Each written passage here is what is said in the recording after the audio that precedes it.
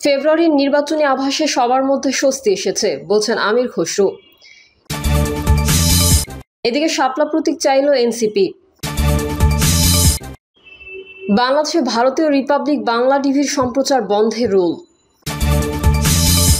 জানাবো ট্রাম্পের হামলার জবাবে কি আমেরিকায় পাল্টা হামলা চালাবে ইরান। এবং সর্বশেষ জানাবো আগামী প্রস্তাবিত 400 আসনের মধ্যে 300 আসন পাবে এনসিপি। এতক্ষণ শুনছিলেন সংবাদ শিরোনাম, এবারে বিস্তারিত। তবে তার আগে অনুরোধ থাকবে আমাদের চ্যানেলটি সাবস্ক্রাইব করে বেল আইকনটি ক্লিক করুন। ফেব্রুয়ারির নির্বাচনী আভাস সবার মধ্যে স্বস্তি এসেছে বলছেন আমির খসরু। আগামী বছরের ফেব্রুয়ারিতে নির্বাচনের তারিখ নিয়ে সবার মধ্যে স্বস্তি ফিরেছে বলে মন্তব্য করেছেন বিএনপির স্থায়ী কমিটির সদস্য আমির খসরু মাহমুদ চৌধুরী। তিনি বলেন, মতপার্থক্য থাকবেই, তবে যেসব বিষয় ঐক্য হবে সেসব বিষয়ে কাজ করা হবে। তিনি বলেন, যুক্তরাষ্ট্রের দায়িত্বপ্রাপ্ত উনি এসেছিলেন ওনার টিম নিয়ে। সেখানে স্বাভাবিকভাবে দুই দেশের মধ্যে যে সম্পর্কের বিষয়গুলো নিয়ে দীর্ঘ আলোচনা হয়েছে। এছাড়া দুই দেশের মধ্যে বাণিজ্য বৃদ্ধি এবং বাংলাদেশে কিভাবে আরও বিনিয়োগ বাড়ানো যায় সেই বিষয়ে আলোচনা হয়েছে। আমির খসরু বলেন, স্বাভাবিকভাবে আলোচনা হয়েছে নির্বাচন নিয়ে। নির্বাচনের বিষয় এবং বিএনপির প্রস্তুতি সহ আমাদের মতামত জানতে চাওয়া হয়েছে। আমরা আমাদের বিষয়ে বলেছি। ফেব্রুয়ারিতে নির্বাচন অনুষ্ঠানের বিষয়ে কোনো আলোচনা হয়েছে কিনা প্রশ্ন করা হলে তিনি বলেন, ফেব্রুয়ারিতে নির্বাচনের বিষয়ে তো একটা জায়গা এসেছে, সেটা তো স্বস্তির বিষয়। শাপলা প্রতীক চাইল এনসিপি। নির্বাচন কমিশনে দলের নিবন্ধন আবেদন জমা দিয়ে দলের প্রতীক হিসেবে শাপলা চেয়েছে জাতীয় নাগরিক পার্টি। সেই সঙ্গে এএমএম নাসির উদ্দিন কমিশনের পুনর্গঠনের দাবি করেছে দলটি। রোববার আগারগাঁওস্থ নির্বাচন ভবনে নিবন্ধন আবেদনের শেষ দিনে প্রয়োজনীয় দলিলাদি সহ দলের আবেদন জমা দেন সদস্য সচিব আক্তার হোসেন। মুখ্য সমন্বয়ক নাসির উদ্দিন পাটোয়ারি জানান, শাপলা ছাড়াও কলম ও মোবাইল প্রতীক হিসেবে চেয়েছে এনসিপি। এর মধ্যে শাপলাই বরাদ্দ পাবে বলে প্রত্যয় রাখেন তিনি। এনসিপি নিবন্ধন পাবে এবং শাপলা প্রতীকে জয় জয়কার হবে আগামী নির্বাচনে বলেন তিনি। জাতীয় ঐকমত্য কমিশন ও সংস্কার কমিশনের প্রস্তাবিত 400 আসনের মধ্যে 300 আসনে এনসিপি জয়ী হয়ে সরকার গঠন করতে পারবে বলে দাবি করেন তিনি। এক প্রশ্নের জবাবে নাসির উদ্দিন পাটোয়ারি বলেন, আমরা এখনো দাবি করছি বর্তমান ইসির পুনর্গঠন করতে হবে। এই ইসি পুনর্গঠন হতে পারে এবং পুনর্গঠন হবেই। আমরা বি অপশনে যাচ্ছি না, আর কোনো বিকল্প নেই। বাংলাদেশে ভারতীয় রিপাবলিক বাংলা টিভির সম্প্রচার বন্ধে রুল। বাংলাদেশের ভূখণ্ডে ভারতীয় টেলিভিশন চ্যানেল রিপাবলিক বাংলার সম্প্রচার বন্ধে কেন নির্দেশনা দেওয়া হবে না তা জানতে চেয়ে রুল জারি করেছে হাইকোর্ট। রবিবার বিচারপতি ফাহমিদা কাদের ও বিচারপতি সৈয়দ জাহেদ মনসুরের সমন্বয়ে গঠিত হাইকোর্ট বেঞ্চ এই রুল জারি করেন। এর আগে ভারতীয় চ্যানেল রিপাবলিক বাংলার বিরুদ্ধে আইনি ব্যবস্থা গ্রহণ এবং বাংলাদেশে তাদের নিউজ ও কন্টেন্ট নিষিদ্ধ ও ব্লক করার দাবিতে হাইকোর্টে রিট দায়ের করেন সুপ্রিম কোর্টের আইনজীবী মোহাম্মদ মাহমুদুল হাসান। রিটের তথ্য সম্প্রচার মন্ত্রণালয়ের সচিব, ডাক টেলিযোগাযোগ ও তথ্য প্রযুক্তি মন্ত্রণালয়ের সচিব, পররাষ্ট্র মন্ত্রণালয়ের সচিব, স্বরাষ্ট্র মন্ত্রণালয়ের সচিব, আইসিটি বিভাগের সচিব এবং বিটিআরসির চেয়ারম্যানকে বিবাদী করা হয়। রিট আবেদনে বলা হয়েছে, রিপাবলিক বাংলা একটি ভারতীয় টেলিভিশন চ্যানেল যারা স্যাটেলাইট সম্প্রচারের পাশাপাশি ইউটিউব, ফেসবুক সহ সামাজিক যোগাযোগ মাধ্যমে নিয়মিত নিউজ ও কন্টেন্ট প্রকাশ করে। রিটে অভিযোগ করা হয়েছে, এই চ্যানেলটি বাংলাদেশ বিরোধী মিথ্যা প্রচারণা চালিয়ে আসছে এবং বাংলাদেশের আইনশৃঙ্খলা পরিস্থিতি অস্থিতিশীল করতে ষড়যন্ত্রে লিপ্ত। এমনকি চট্টগ্রাম বিভাগকে বাংলাদেশের মূল ভূখণ্ড থেকে বিচ্ছিন্ন করে ভারতের সঙ্গে যুক্ত করার মতো ভয়াবহ অপপ্রচারও চালিয়েছে চ্যানেলটি। ট্রাম্পের হামলার জবাবে কি আমেরিকায় পাল্টা হামলা চালাবে ইরান? কট্টর ইহুদিবাদী আমেরিকা ইরানের শান্তিপূর্ণ পারমাণবিক কার্যক্রমে বাগড়া দিয়েই বসল।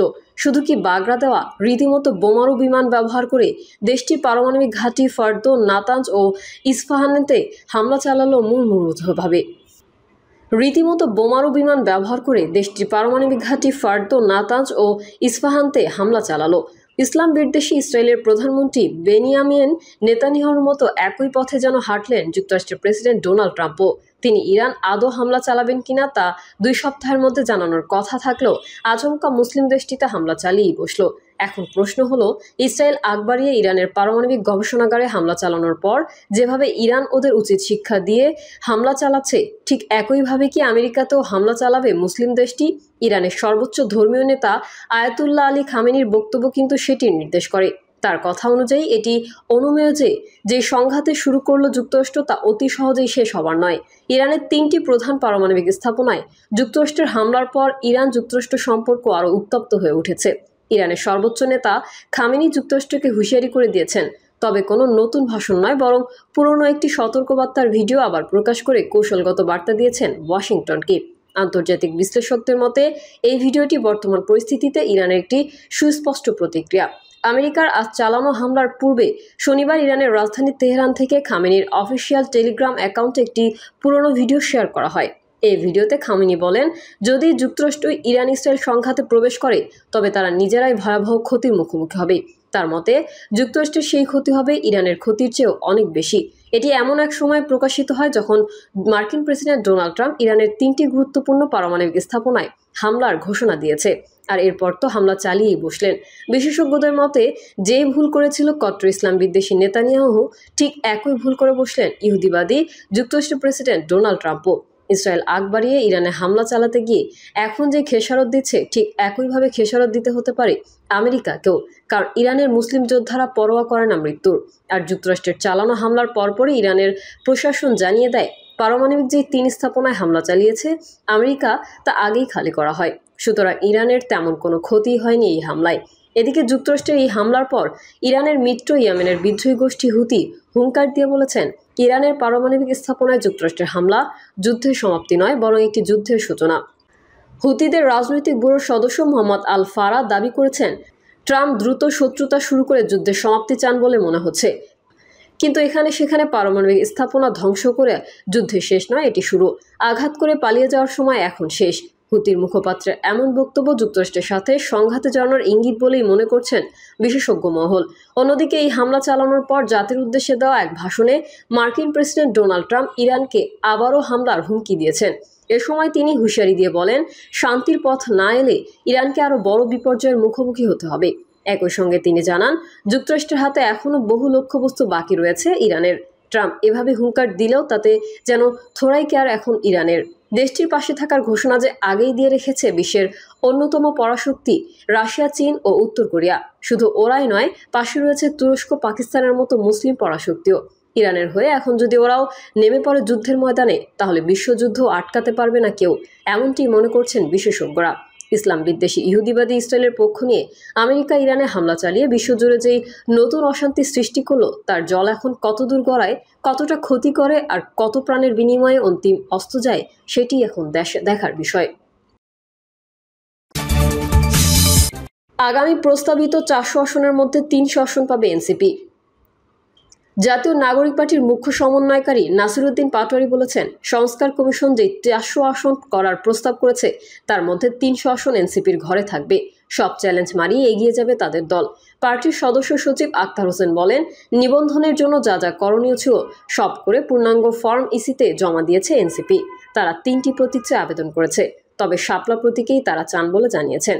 বাকি 2 প্রতীকের বিষয়ে জানান এনসিপির মুখ্য সমন্বয়কারী নাসিরউদ্দিন পাটোয়ারি।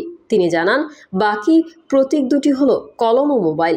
বিভিন্ন মানুষের কাছে মতামত নেওয়া হয়েছে উল্লেখ করে তিনি বলেন, বেশিরভাগই শাপলা প্রতীকের পক্ষে, তাই তাদের দলও সেটাই চায়। প্রিয় দর্শক, এই ছিল এখনকার সর্বশেষ সংবাদ। আপডেট সহ সংবাদ পেতে চ্যানেলটি সাবস্ক্রাইব করে বেল আইকনটি ক্লিক করুন। কমেন্টে আপনার মতামত জানিয়ে আমাদের সাথেই থাকুন। ধন্যবাদ সবাইকে। আল্লাহ হাফেজ।